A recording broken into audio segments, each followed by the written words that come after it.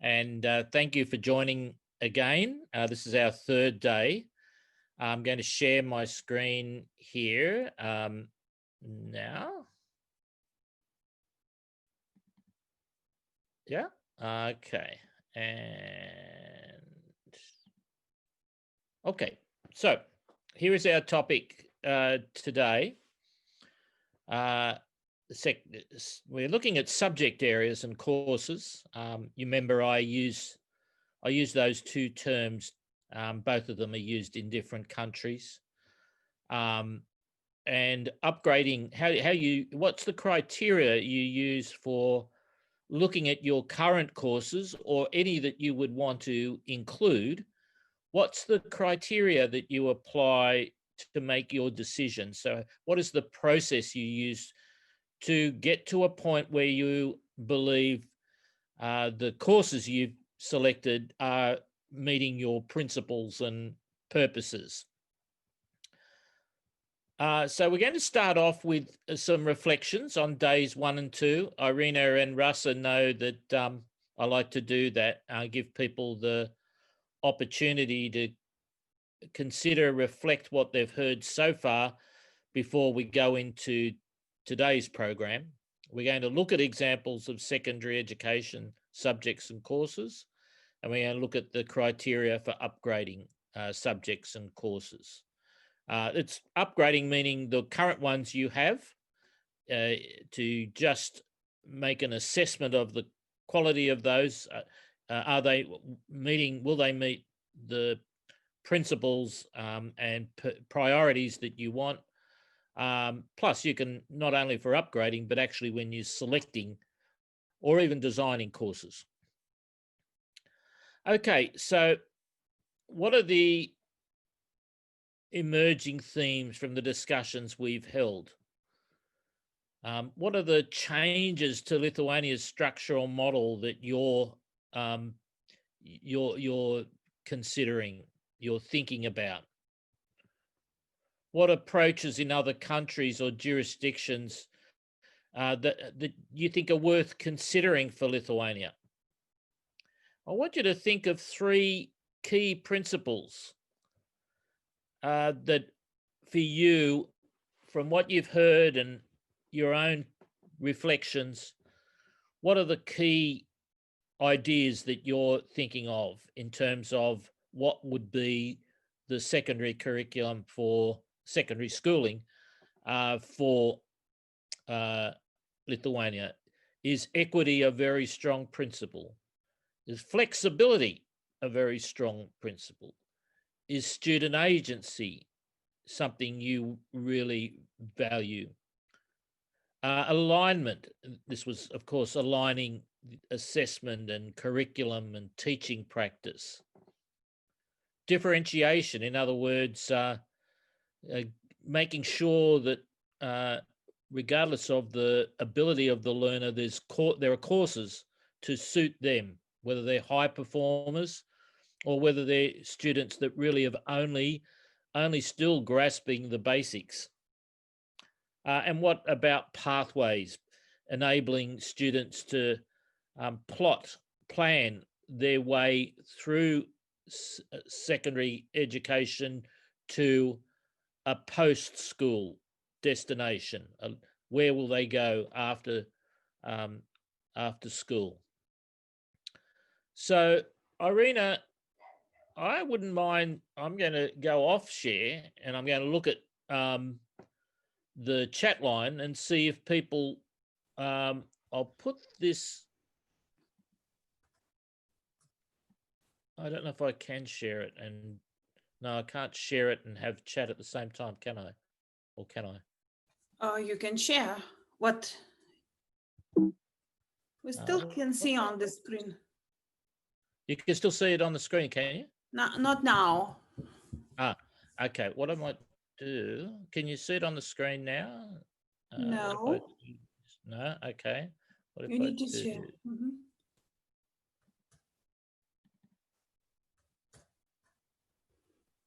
Okay. You can see something there, but I can't see chat, can I? No. Oh, chat. I can see I can follow the chat for you, but it's still Oh, only okay. with good mornings, and you have to encourage people to react in the Okay. So chat. people can either, you can either put your hand up and talk, or you can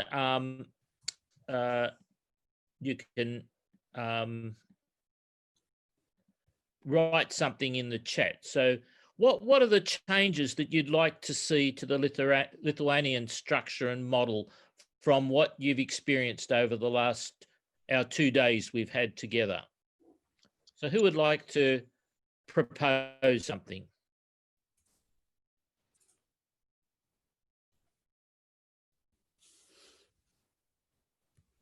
People still thinking, Irina? I think so, and maybe they feel a little bit sleepy yet. I don't know. No, I'm just following. No raised hands and no nothing in the chat that.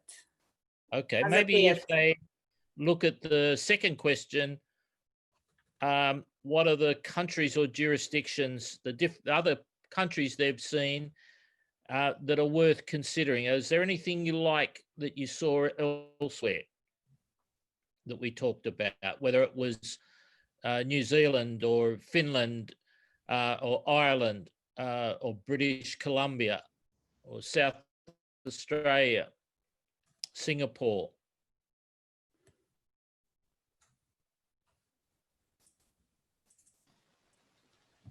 Morning. We liked a little bit of each country, and we think that, I think, not we, I think that we have to make the best model for ourselves, just looking at very good examples, and we do not have to take just one particular country, but we can take little by little of each and then to have the perfect one for us.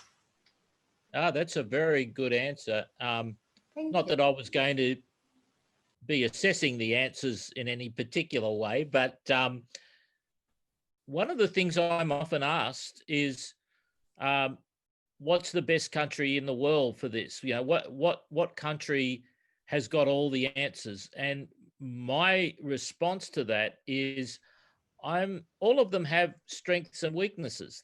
There are limitations, and some things work in some countries that just wouldn't work in another country, either culturally, tradition, it's related to culture or tradition, or that, you know, they've come a long way and so they're able to do it because progressively they've made some changes. So, Irina, who was that person who offered? Do you know who spoke then? Beata now? No, the person, was it the person who just answered a minute ago? It was Beata. Me. Sorry, I have two meetings. I have a meeting with Mayor on one computer and a meeting here. Sorry. So your answer, I think, is perfect. It's thank you. What can you pick from these, all of what you're hearing, and what are the things that are going to work for you? And it's the combination. It's what would work with what you've currently got. What do you want to keep? And what are the things that you like from other countries that you'd like to consider at least and to explore? Any other comments? You know, there is also, we have to consider, there is something we like, but if it works, we don't know yet. So there are, you know, some studies should be done to see if really that could be applied to our countries. That's right. So I think what is Beata trying to say, we just have to bear in mind our cultural tradition, and it's very important. And change of culture takes time. We cannot hurry and expect, you know, fast changes in people's thinking, in teachers' thinking, in parents' thinking. And therefore we have to be cautious and just to do it in steps, small steps, and always check if we are kind of going the right direction, or should we stop, come back, rethink, and maybe change our plans. So this is important. Yes, very, very true. And of course, too, even if you like something, but you're a bit cautious about it, that's sensible to be cautious and to look at the implications, look at the risks. What would be the positive things that come from this, but what might be expected negatives, or what could be the unexpected negatives, and you've got to explore all that. That's so true. Let's look at the third question. Which principles are emerging for you? Is equity something that you would put high in your decision making about the reform to secondary education, or making it very flexible, giving student agency or giving students more choice, much greater choice than what they have at the moment? Is that a priority or a principle that you'd like to see applied? The alignment between all the parts, the curriculum, teacher training, and assessment, is that got to be something that is improved in the next model you have for Lithuania? Getting the differentiation, making sure you meet the needs of the different learners, and or pathways. Should we have a system where a young person can plan where they're heading after school and take the kind of courses and prepare themselves because the system allows them to do that? So is anyone offering anything in the chat line or wants to speak? Hello, everyone. I want to say something. So refer to the second one. I think that it was really a good example talking about Ireland, career life education. And I think this is what we really need in Lithuania. I mean that, sorry. That's I mean okay, that, Emma. okay. I mean that students usually maybe not dream, but their parents expect them to enter universities and become some kind of specialist of one or the other area. But students themselves, they really feel like they do not want to learn in gymnasiums or universities. They want to get the job and they want to work. So this is like, prejudice in Lithuania that you really need to go to university and it's really necessary for a child, but it's not true. And I think that example of Ireland, career life education, would be worth considering in Lithuania as well, talking about colleges, vocational education. And the three key principles, I think we should consider flexibility and differentiation. And it will be, like matching and correlating with the vocational education and secondary education. And then students can go to vocational, let's say, schools. At the same time, they can think and consider higher education at university if they see it necessary to, graduate in vocational college or whatever, and then enter the university. So I think that we should consider this. Thank you, Emma. Yes, certainly. I don't know if the same situation in Lithuania, but going directly from school to university is not for everyone. In my country and in many other countries, many young people are thinking, well, if I get the credential at the end of school, I don't think I'll need to use it straight away to get to university. I could go there later. What I might want to do is take another pathway, and later in life, I may return to university, but I want to do something different now. So yes, young people are really thinking more flexibly now about what they want to do with their life, and not just following a logical expectation of the system and their parents. But that, of course, as Irina mentioned earlier, they're very strong cultural traditions and those are things you have to consider, of course. Any other comments or statements in the chat line? I think, good morning, first of all. I think the other thing, what is really important for Lithuania could be alignment. Alignment between curriculum and assessment, because here we also discussing a lot, and alignment between our objectives, our main aims, for example, what is the major aim of secondary education, and then alignment with the objectives of assessment and all the instruments that we use.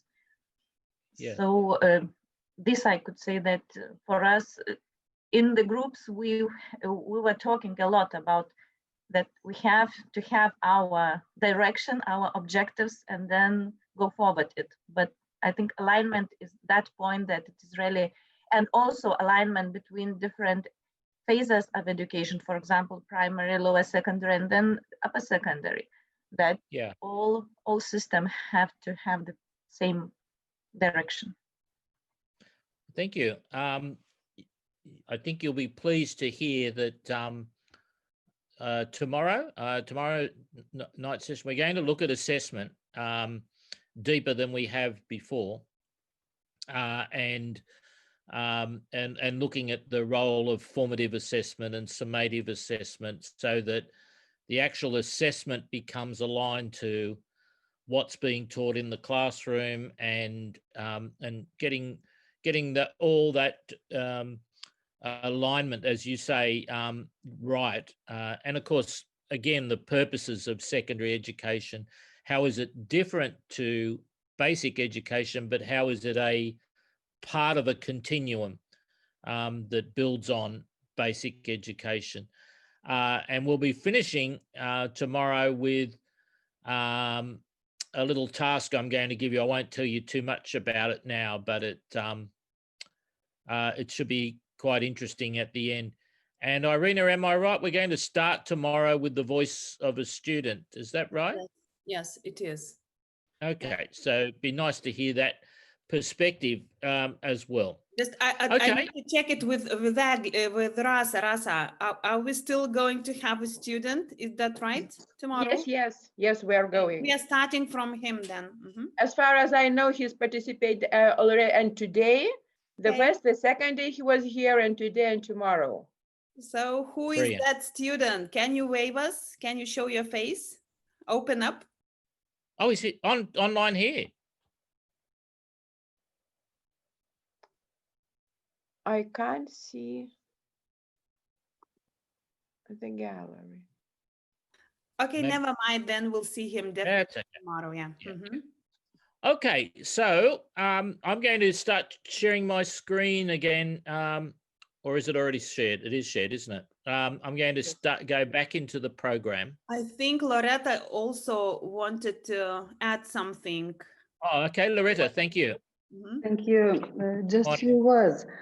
When we think about changes, we often speak that we have to choose our priorities, the main principles, and so on. But when we start making that changes, we feel that we should reconstruct all the system. So so often we get even duty to change all aspects. So when we have experience of other countries and we know which country has the highest progress in developing some good ideas, we may use these examples. So, and equality and flexibility and student agency in some levels of in our systems, we also should solve these challenges or sometimes problems. So it's so good that we get acquainted with best choices in the world. Thank you. And I think it's all experience is so important for the structural changes. Good point, Loretta. It's important to keep hold of the things that you value, that you know are good and are working, and look to others. And then you can consider it doesn't have to be exactly borrowed the same way. You can work it a different way. You can reconstruct it to fit with your cultural norms. and also, if you're going to introduce something that you know will be quite different to what you're currently doing, you can phase it in over a period of time. You don't have to move directly to a significant change straight away. But you set the structure up so that you can introduce it and scale it up over time. Okay, so thank you, everyone. And let's move to the presentation items. We're going to talk about subject areas and courses. So what I'm going to show you here are typically how countries develop their subject course plans, overview, their offerings, and then I'm going to give you some examples, and then we're going to go into a workshop where you get a chance to talk about the ones you like the sound of and sound interesting, as well as considering your current ones. So most countries have a mandatory core. Usually that's based on tradition, that, you know, they've always had the national language, mathematics and science, for example. Those three are very common. As I said earlier, some countries have the national language or languages, if they've got more than one national language, and they might add another priority language there, and mathematics, and may not have science. Some only have the national language. There's public and political expectations. So if you were to suddenly say in Lithuania, we're not going to have any mandatory, any core, you would probably find yourself, your minister would be uncomfortable, but also if that was your minister's idea, the opposition politicians would not be positive, I imagine, and media might be quite negative, public. You might make the decision for all the right reasons, but it just may not be a popular decision to make. The national economic interest is a strong driver why mathematics and science, if they weren't in some countries as mandatory, they are increasing in countries with STEM, you know, every country wanting to be young people to be STEM capable. And then after the core, we move to electives, what we call electives, where students get the opportunity to choose what they take. The basis for this is that there's a diversity of students in schools now. Some have passion for the arts. Some have passion for doing more science, more mathematics, more technology skills.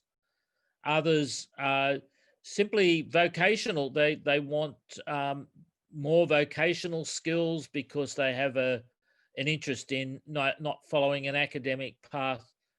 And some students just don't know what they want to do. And really they want to have a taste of everything. It's a little bit like, you know, a buffet where you go and taste little bits of everything and to kind of work out what you're actually good at and what you want to do. Pathway development. So some countries construct their curriculum so that if you want to go into the arts, if you want to go into, say, law, you might follow a pathway that's around languages and communication, and maybe even courses that involve some basics of law. If you want to go have an economic, you know, if you want to thinking of an economic degree or into accounting, then mathematics, business studies, economics and business commerce, these are the courses. And there are emerging, what I call engagement courses, subjects that are being added these days. It's really helping students to transition through school to post-school. So These might be for students that really would normally have left school, but because of either legislation or there's a policy made by government that really it wants more young people with qualifications. So they want them to complete year 12, grade 12. You have to have the range of courses to meet that new cohort. There are new courses being developed all the time that are futures focused. We'll look at some of those. They're contemporary. You wouldn't have seen them in the curriculum 10 years ago, but they're there now. There are some countries offer advanced standing, so where you could do a course in secondary schooling, and actually it means it already gives you an advanced standing either in a vocational degree or diploma or certificate or for a degree in university. So it might be, you know, a highly advanced course in astronomy that's giving students in grades 11 and 12 the basics of astronomy that you would get possibly in a first year course at university. Courses that are there for the gifted and talented, you know, advanced courses, really for, you know, highly performing students. And work skills, courses that are there to provide the skills for work and that largely focused on work, what is wanted in the workplace, and providing students with understanding and skills in those. Okay, so as a minimum, national languages are in the core, mathematics and science. Balanced approaches have one mandatory subject and course from these disciplines: languages, arts, humanities, sciences, mathematics, technologies, health, physical education. So these are the main groupings. So when you might use other terms and you might have other descriptors, but generally you look at any curriculum across the world, there'll be languages courses, there'll be arts courses, there'll be humanities courses, there'll be science courses, mathematics courses, technologies that might be about ICT, or it might be about design and technology, and health and physical education courses. So I'm going to show you an example here. Typically, so this table on the left-hand side, I have there those areas plus the vocational education at the bottom. Mandatory national languages, often the national language or languages will be at more than one level. There are some countries that only have one course for all students, but in most countries they recognise that you need at least 2 levels, but you could have 3, and some countries have 3. You know, a basic level for students that really have only just acquired the basics and maybe not fully acquired those from grade 10, and they have a course for them, a course for other students that lifts that at a higher level, and then an advanced level. In the last session today, we'll look at some of the strategies for determining that differentiation of courses. In the arts, if most countries don't have arts as mandatory or core, but those that do usually have visual arts and music, but most don't. In the humanities, again, most countries don't have mandatory in secondary education, senior secondary, history and geography, but those that do would have history. Sometimes they break it into modern history and ancient history. Sometimes if it's mandatory, students have to choose between modern history and ancient history, and geography. In the sciences, sometimes it's just a single science course, natural science or science, and it might be leveled as well. Level 1, 2, maybe a level 3 in some countries. Definitely, sorry, level 3 in some countries. And also generally biology, chemistry and physics. If they're going to be mandatory, it's usually one, you have to do one of those. Mathematics always has levels, and you know, it's usually a single course, meaning mathematics, it's not broken down further, and usually it's at different levels. Technologies, information technologies or computer science, if it is a mandatory subject, usually it's not. And by the way, mostly this is because it's not mandatory, because these have been mandatory in the basic education. So students have done these they've done courses in these subjects already. But these are, of course, in most cases, advanced from basic education. Health and physical education, which might be health or physical education. But as I said earlier, most countries don't include physical education and health in those secondary years, senior secondary years. And of course, vocational education, there's can be any great number. Usually they're not mandatory. If you follow a VET program, usually there are choices that you make within those. On the non-mandatory list there, you can see foreign languages, unless some countries I know might have English or another language that's a foreign language in their country that they really want all students to learn, such as in Hong Kong and Singapore, where English is a mandatory language.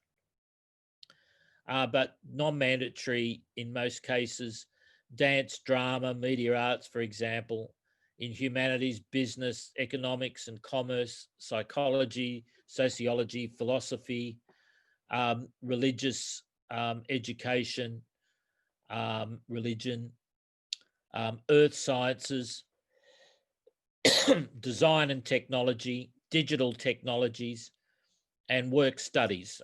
Work studies, what I mean by that is learning about the current, what it means to be in a workplace, what are the different fields of work, what are the skills you need in a workplace these days, understanding, you know, the laws involved in, you know, health and safety matters on the workplace, in a workplace.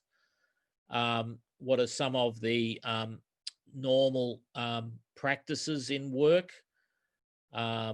What it means to be an employee, and what are the responsibilities of employers? So students just learn about the world of work. And in some countries, in some jurisdictions, they make that mandatory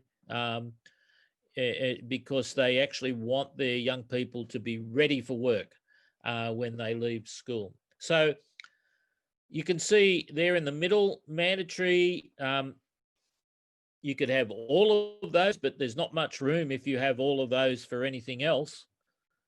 You could have some of those, and the more you have in mandatory, it means really the less courses that are going to be possible for students to take as non-mandatory electives. So really there's careful decisions you have to make about what's core and mandatory, what's the minimum, and then how much choice you want to provide. Okay, so here's some of what I would call emerging or engaging. So on the left-hand side, these are courses that are growing in interest because of society or the workplace, national interest. You see countries including these. Again, not mandatory, but really they want students, they want to have students in that take these courses and follow the pathway into university to get degrees in these or diplomas because they're priorities for the country. And on the right-hand side, these are the kinds of courses that are there to spark the interest of students. It could be for any student, but often they're included for students who might not normally have gone on to grade 11 and 12. So it's courses that may interest them because they're interested in these areas outside of school, or they might want to learn about them as a new thing to enhance their life. And so on the futures focus, global politics, you can imagine a young person wanting to work across the world, maybe become a politician, maybe work in embassies. They may be interested in global politics. Of course, it could be a student that's already interested in this, in some of the big issues, the global issues. Environmental science, increasingly, green industries, carbon reduction, wanting more young people to develop understanding and skills there for the country. Legal studies, wanting to enter into law. Entrepreneurship, the country wants more young people creating startups, for example, so entrepreneurship as a course. Community studies, need for people who can, a service, a really high service, regardless of AI in the community, having people who can work in, nursing homes, looking after people, serving the community needs. That's a job that's always going to be needed. Nutrition, so an increasing interest in people being healthy and taking healthy food and what that means, how to produce it, how to what it is, and what are the kind of habits of life, and what are the industries that where nutrition plays a key role. Outdoor education, that's really to do with people increasingly exploring their forests and landscapes, opening up rainforests and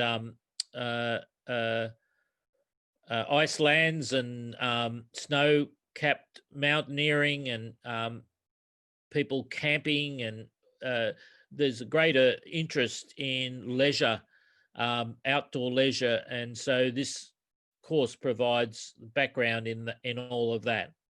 Tourism, of course, tourism has taken a big hit with COVID, but many countries rely on tourism as a real injection of money, funding into their country, boost the economy. A good example here that might surprise you, I've worked in Saudi Arabia. One of the priorities in Saudi Arabia before COVID, but has been tourism. Now, you might be surprised at that, because to go into Saudi Arabia, it's very difficult to enter on a visa as a tourist. You really can't at the moment. You can only enter there if you're a Muslim background, and you're visiting one of the holy sites, Mecca or Medina, and you really can only enter there if you're there for work, not for holiday. But they're actually going to change that, and they're opening up tourism because their lands are interesting, some interesting archaeological parts there, and to open up Islam tourism, potentially for non-Muslim people. So that's, just shows an example of a changed futures focused in a country that's, had quite a different policy. Software design, obviously in terms of ICT, app development, and astronomy. Again, interest in exploration of the planets and what they might bring in the future. And then, I'll just go through these quickly. Ceramics, photography. These are, arts areas. They aren't likely to be professions that people would go into these days. Maybe if you're a, highly skilled artist in ceramics, but these are areas that are, where things are mass produced, where people are producing photographs on their phones themselves. So it's a different, basically what these courses are about. They're for interest, not necessarily for those wanting to go into the industry, although they could. Food studies, which is largely a cooking, but contemporary cooking, learning how to make a menu, how to prepare food, follow recipes, construct recipes, maybe could relate to vocational course around working in a kitchen and in a a industrial kitchen, and employment in restaurants. Theatre, classical studies, really for those students that might want to study, ancient Greek or Latin, could be highly skilled, gifted, and it's a study out of interest, and it may lead, if, for example, they're doing law, it could help, it would help Latin with law. Sports coaching, obviously, for young people that might love sport, but see that also there's potential career, or they just out of interest, they may want to, out of leisure, be involved in coaching outside of school and after they leave school. Indigenous studies, that's in some countries. I'm not sure of your country in terms of Indigenous peoples, but in my country, we have the oldest living Indigenous people in the world, what are called our Aboriginal people. And it's a growing population. It's not a declining population, it's actually growing. And there's great interest in our country, both for Indigenous students studying their own history and culture, but other non-Aboriginal students learning about the first people of our country here. Same in some other countries. Canada is very strong in this regard. In some other countries, the Indigenous people do not have the same, if you like, the government has not necessarily reached out to support them in the same way.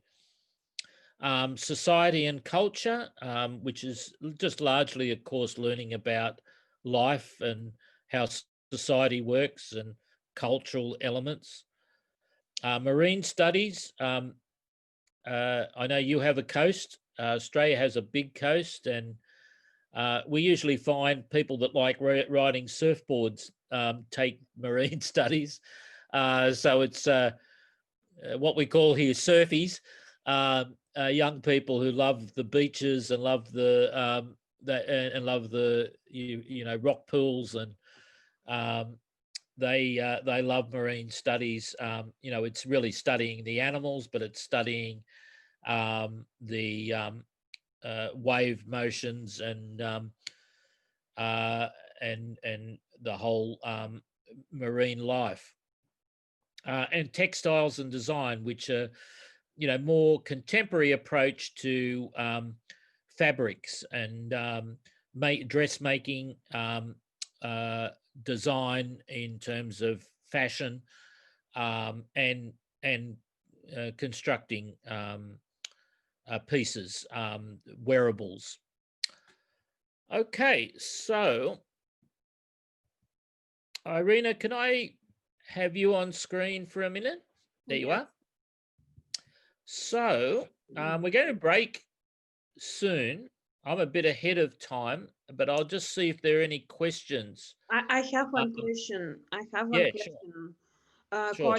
One colleague asked me to translate regarding all those optional non-mandatory courses, new future-focused and emerging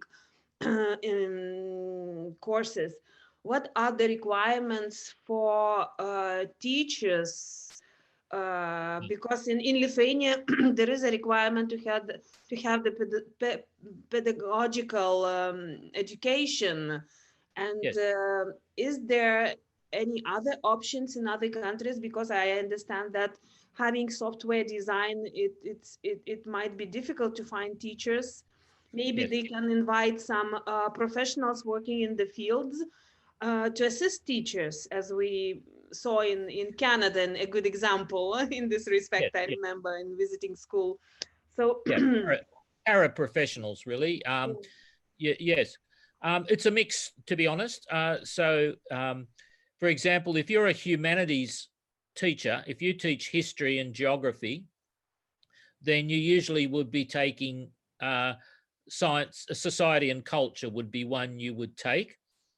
And you also probably would take legal studies. It means if you haven't done that course before, it means training in those courses, but generally all of these would fit under a one of those categories there I have on the right. So they all fit within one of those, and the teachers that are already employed in there, usually what they do is they do extra training. Sometimes some of these have been developed by the professional associations. So for example, the history teachers or the geography teachers, they may well have put together a new course called Society and Culture. So there are teachers that already have some basics around these, and they don't need extra training, but maybe once the course is written, they just need to have some professional learning about it. Usually in the arts, you can usually find in the arts, in the visual arts, even though a teacher might be a teacher of, visual arts, painting and sculpture, usually you can find within them there are teachers who love ceramics themselves. They might even, do it themselves, or photography. So all of these courses, the ones that you're talking about, I think where you have to bring people from outside, this really means two ways to do this. One is, as you said, a paraprofessional. So it's another teacher taking the course, but they bring in, for most of the course, an expert from outside who handles particular things, particularly technical things that the teacher may not fully grasp. Or it's offering, if the country really wants to do these, it's offering a transition course to teaching. So in other words, if you work in the IT industry and you want a change of work, you want to, or you're out of work, for some reason or another, you know, it's becoming highly competitive in the IT industry, then you might do a teaching degree course. Often it's fast-tracked. It means, you know, within a shorter space of time, you've already got the knowledge. It's really learning the pedagogy. So it might be a year's training in what it means to be a teacher and the pedagogy. You don't need the knowledge because you've got that. It's actually how to teach. So some countries run these, if you like, bridging into teaching from industry. Just trying to think of another one there. For example, food study, you might find, you know, a person who works as a chef at night might be able to work as a teacher during the day. It might only be part-time. They might work in not just one school, but 3 schools. So they the way the timetable operates, they can earn money by, you know, they take a year, do a part-time, you know, online teaching course, if you like. You know, there's often criticism that they're not fully, you know, skilled as you would be if you did a 3-4 year degree. But countries, you know, they consider that, and they consider what they need in their schools, and what these people already bring, you know, and in many cases, what they bring is experience in the workplace, in reality, and so they add a new value that you may not be able to if you haven't worked in the industry, but you're teaching about it. Does that answer it, Irina? Yes, and one more question. And are these courses developed by schools or by the national level? It varies. There's often 2 approaches. One is a country develops, by the way, I'm saying I don't know of a country that has all of these. So I picked out examples from different countries. So you might find a country has, you know, 4 of those that I've got listed here, not all of them. And that might be produced by the country itself. So it recognizes it's got students in schools now that need courses that are matched to their interest to keep them engaged in school, and to operate at their level as a learner. Or you know, the country needs, you know, wants particular skilled individuals in an area, and so say it was entrepreneurship. For example, I did some work recently in the Netherlands, and entrepreneurship was one of their priorities.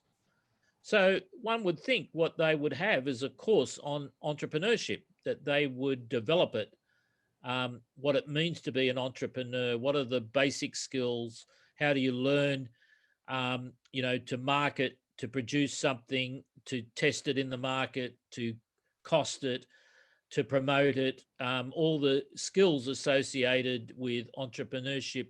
They would do it as a country. They'd write it. Their curriculum developers would produce that course. The alternative, Irina, is some countries have both. They produce some, and they allow schools to produce courses. They give them the template.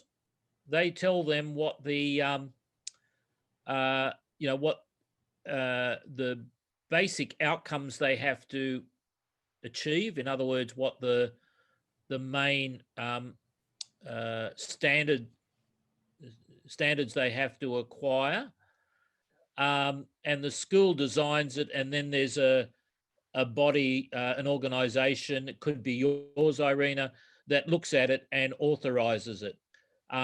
Often what happens then is when students take those courses, they're usually not examined, obviously, because, you know, it's school-based, so other schools aren't necessarily teaching that course.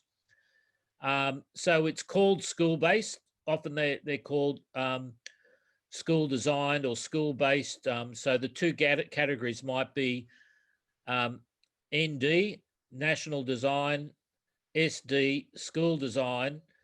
And that usually shows up as shown on the student's certification. You know, they took 4 NDs and they took 2 SDs, non-examinable.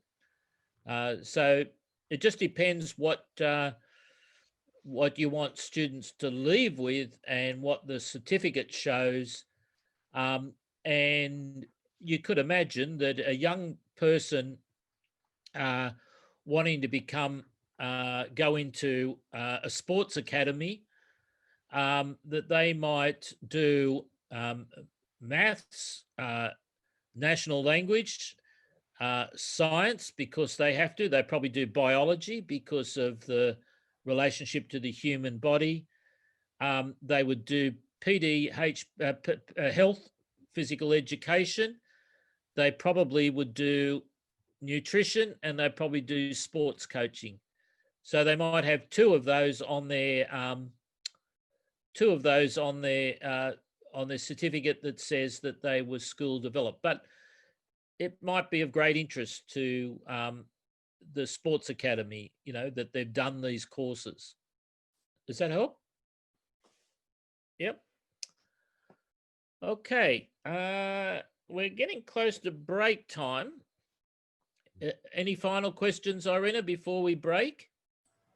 Is it some specific for national minorities education in this point of view? Minorities, in my country, it's the Indigenous course, that's Indigenous education. Are you saying, are there courses specifically designed for minority groups? Yes, more or less. Mm-hmm. Yes. So often in languages, in the national language, often there will be a course for second or third language learners of the national language. So, you know, I'll give you an example for Australia. I'll see if it compares to you. We get many immigrants here and refugees. If they're in our schools, they would probably do what we call ESL, and that stands for English as a Second Language. They don't do the more demanding English course. They don't do a lot to do with literature or very demanding English learning. You know, reading very,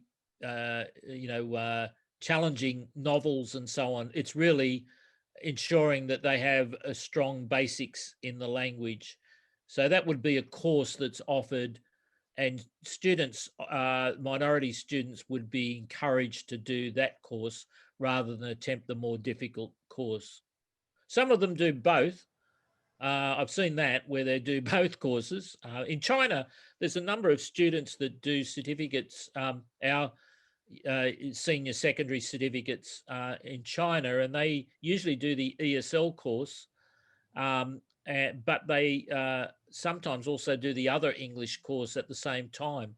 Obviously, they don't do as well in that, but they like to be able to show that they've got at least some pass. Does that help, Andreas? Yes, of course. Thank you. Yeah. Okay, so here's the workshop task when we come back. We're going to work the magic into groups. Is that right, Irina? Yep. Yes, Agle is going to place us into breakout rooms as usual. She's going to work her magic. So here are the questions. There are 4 of them in your group. What should be the minimum core for Lithuania? What do you think should be the minimum core? Should students select electives from a discipline, from all disciplines and have, so it's balanced, or should they specialize and have open choice? Which electives that are now available in Lithuania are important to retain? Which ones do you really think are very popular and important, either traditionally or culturally or politically? And which new elective subject areas need to be considered, and why do you think so? So in other words, were there any there that you saw or that you might identify yourself? Now, I think you've got worksheets. Is that right,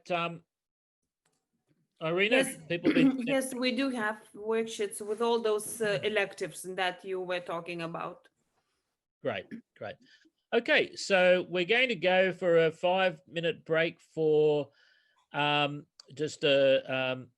So the challenging 4 questions. Yes. In short, first one, we agreed that minimum would be so welcome. And also we feel that it depends on the agreement of the country as whole system, and it's related with the order or commission of society. That we understood that it's so important to see the science where we see the real challenges.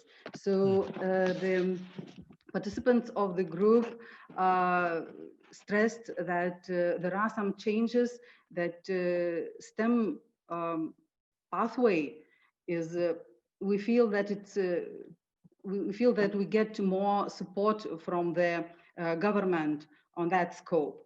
But it's on the one hand. On the other hand, we feel that humanities and social sciences is as a tradition in our Lithuanian schools, and we have strong priorities on that as well.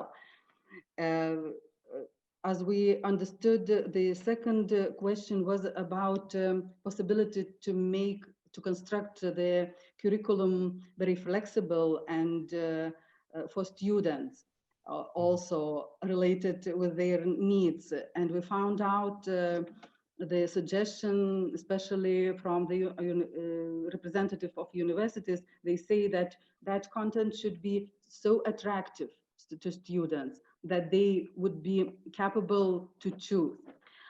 Then we see the chain and relation with the teachers' professional development, because we need teachers for that. Also, we see challenges that maybe in big cities in Lithuania, we see them capable teachers, or maybe in small teachers, but they can't reach the schools, regional small schools. And we should find out support for them. Also, we discussed about Lithuanian strong best practices, strong things, and which we could keep further. So we understood that we have a national agreement of key competences, national key competences list, and also we started to develop new programs based on that. And we tried to stress that it might be first step for our national agreement, and also which should be related with the discussion in our society in general. So we went, our discussion went on the next step when we find out the need of implementation scheme. And the first point, it's still a challenge, it's research, deep research on specialized questions which need to be answered. So universities, representative of universities, they say that it would be nice to involve the Science Council to develop the research program on deep questions which we need to find out and get data, and then based on that data, we should develop discussion with students and parents, as well as other social partners in our community. So that is broad discussion was about. Thank you, Loretta. That's fabulous. what you captured there were all the what's the process too, I think, underpinning all that. How do you identify what you've already agreed to, what your priorities are, what the costs, these are all going to involve costs. So what are the implications, and how can you make sure that every school, in other words, you're not privileging some schools over others. So lots of things to consider there. Okay, so that was group 3. What about group 4 next?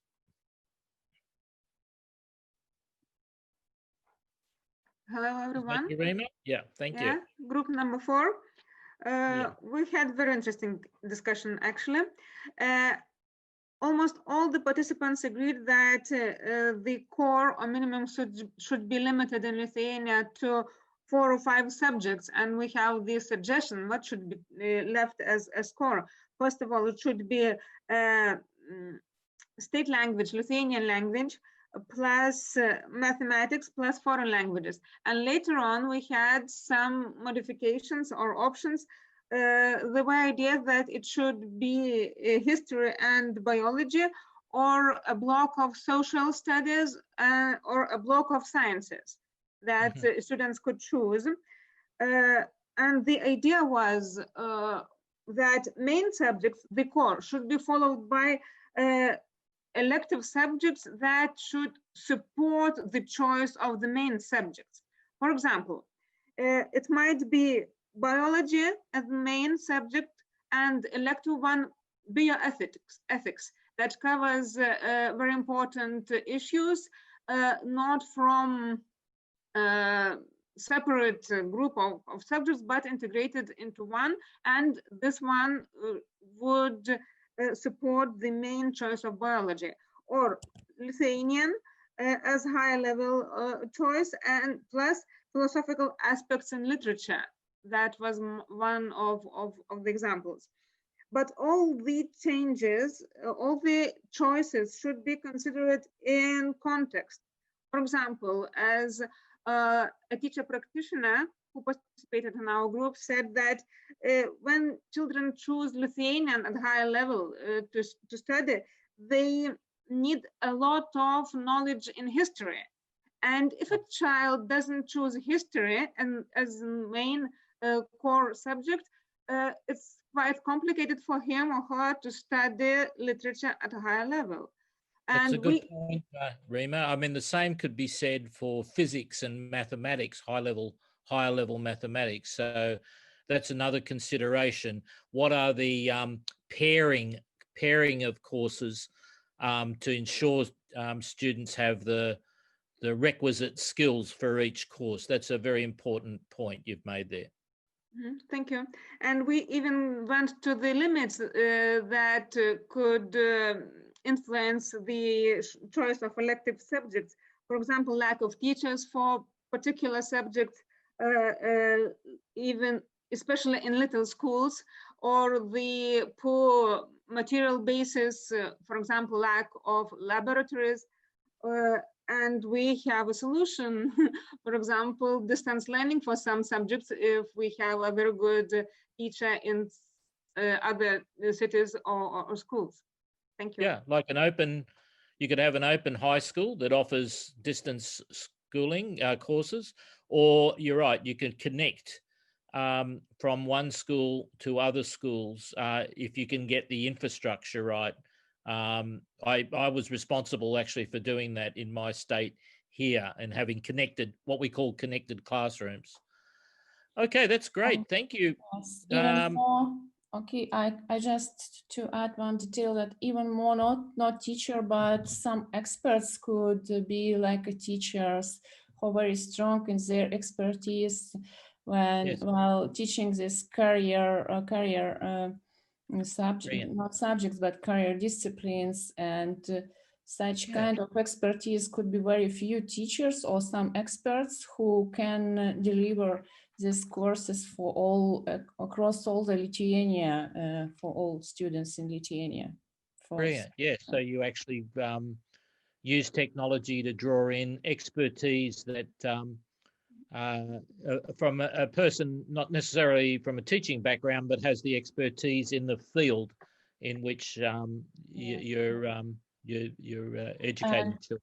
When these experts have integrated many knowledges into one area, it's already integration what not many teachers can do. So experts in their career, they can provide this solution for the integration of knowledges. So this is that's absolutely right. That's really what STEM is about. It's about how you bring these subjects together in reality. They're not separate. They actually complement each other. Irina, this is a little bit like we've talked about at the OECD about the ecosystem, broadening the ecosystem for schooling. Yeah, thanks, Natalia. That's a very important point. And thank you, Rima. We're up to group number 5, I think.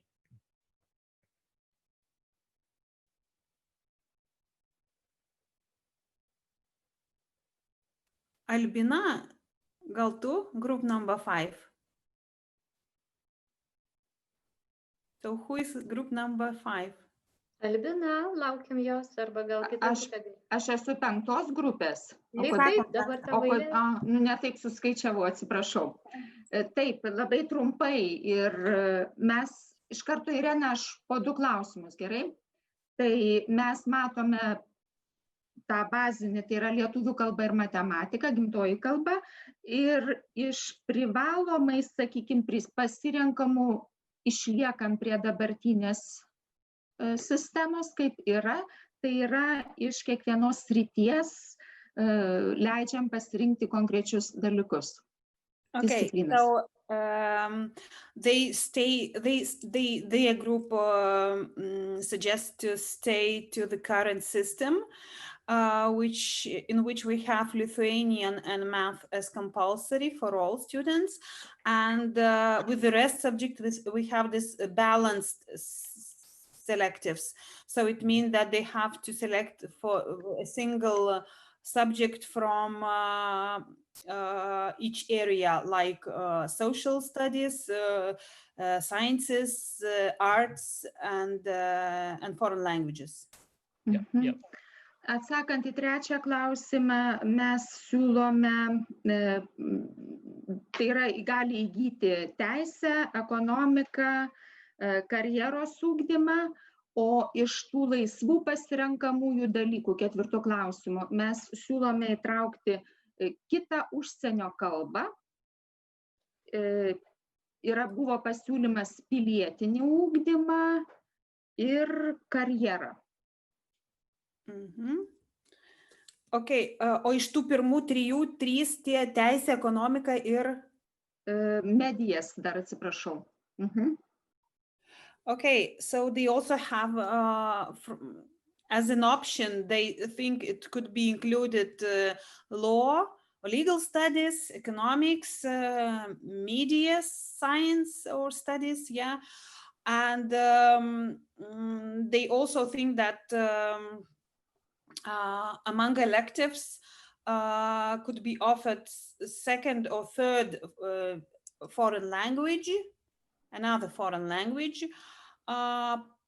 also civic education, and what else, Albina? Pilietinį ugdymą. Šitą pasakiau, 2. Pilietinis, užsienio kalba ir... Viskas atrodo. And that's it, okay. Okay, thank you. Gal kas papildytų? Eglė, gal pamiršau? Maybe one thing maybe we discussed also when we discussed about the core and compulsory in Lithuania, as in all Europe, the first foreign language also it's like belong to the core, like your native language, mathematics, and 1 foreign language. Because we can say that it will not be in the core, but actually in reality it will be. Because one foreign language, yes, it will be. And probably we don't need to forget schools, because in Lithuania we have a specialized schools for national minority students, where the language of instruction is that of the national minority. So it means they learn up to the age of, I don't know, 16. They study subjects in their language, in their mother tongue, in Polish, in Russian. So yeah, for these students, they also have their language, their own language, plus to the same number of subjects. We have to consider that they are studying their own mother tongue. So which also adds some additional load for these students. Yes, that's right. So possibly less electives for them. Their choice is somewhat restricted. Okay, thanks, Egile and Albina. So group 6, was that yours, Irina? Yes. Well, we also discussed a lot about the core, and it seemed that we are on the same kind of direction with the rest of the participants. We also think that probably we should stick to 3 mandatory subjects, like Lithuanian, plus mother tongue for national minority students, mathematics, and foreign languages. Foreign languages in European countries are among compulsory because of the multilingualism policy, which is promoted very much here. And as we also think of the balanced electives to suggest students to choose 2 subjects from 3 areas, like sciences, social sciences, and arts, because we had a discussion on arts, actually, because first of all we excluded them from the list of compulsory subjects, but then we thought, no, we should be thinking about cultural education, cultural competency of our students, and we don't need to forget that. And just to include, to allow students to choose either arts or sciences, depends on their choices, on their abilities, on their preferences. And Irina, and of course we think that this extensive list of emerging or future-oriented courses would be also a good kind of list for schools to consider what can be offered. And sometimes we think in a traditional way, and they allow us to think out of the box and probably to offer to students something that is really attractive, and which they can make use of it, of that subject in their lives. I mean, it's very practical, and therefore we think they should enter the list of selectives. Yeah, and don't forget, you might not like this idea, but there's also the other option to make year 11 and year 12 slightly different, grade 11 and grade 12, where you might do the arts in grade 11, but not in grade 12, or you might reduce the number in year 12, or give other options. So just different things to think about. Thank you. Yeah, and just to add my personal view, we are not talking about philosophy, but probably philosophy could also become one of the social subjects, and it should also become one of the elective for students. Yeah. Should be offered as elective. Okay, thank you. We're off to group 1 now. Yes, it's me. We discussed minimum core, and these subjects were named in core: Lithuanian language, then math, foreign language, and history. Colleagues? Oh, okay. Yes. And then students could choose 3 from list, from special list, and but we let's say sciences, arts, and so on. But we didn't discuss what number should be of these subjects, but should be taken this decision which subjects should be included in this list, and additional students should be allowed to choose free from, not from list, but from what needs they have. Okay, thank you. So that's slightly different to Irina's, that we're looking at balance. So we've got different opinions here, and in the end, when you have, let's say you're taking this to the minister, then you have to have your arguments why you would, so that's something to think through. It might be nice to think we'd like this and we'd like that, but if I was the minister, I would say, well, what are the other options, and why are you preferring that option? Can you justify it? So these are things you have to be able to think through. But clearly, here we've got different views, and that's the purpose of these forums, these 4 days, is really to explore these.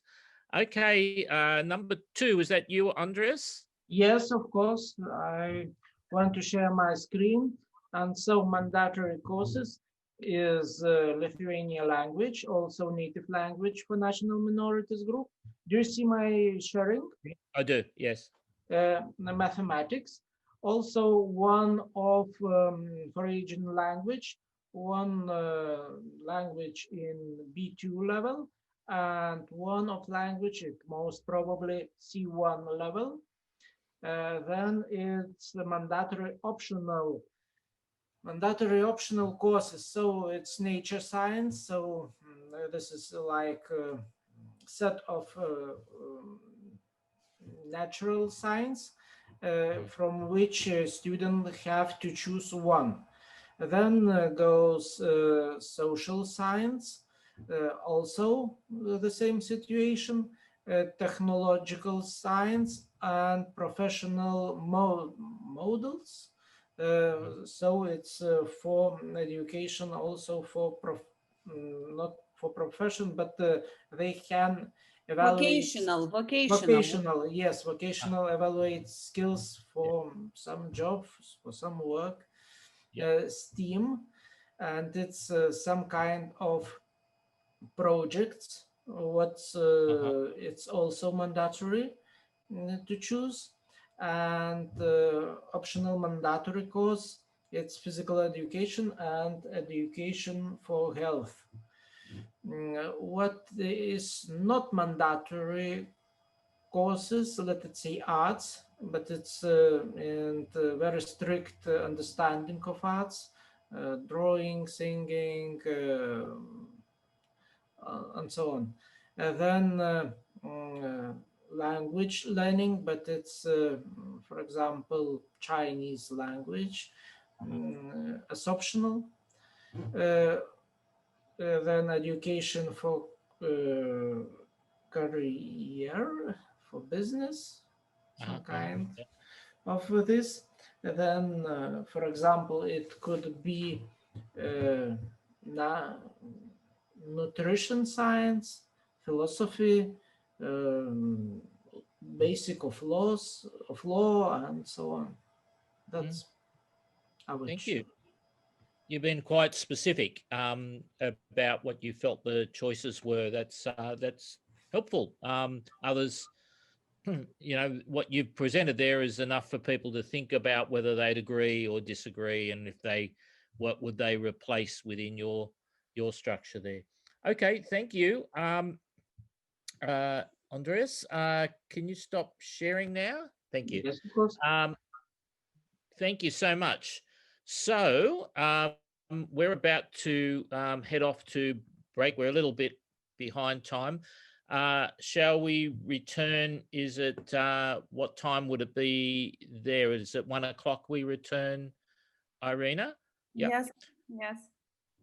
So when we come back at 1 o'clock, that's when we'll move into how you analyze your current courses and others you might include and develop what is the criteria used to upgrade them or recognize how you distinguish between different levels in courses.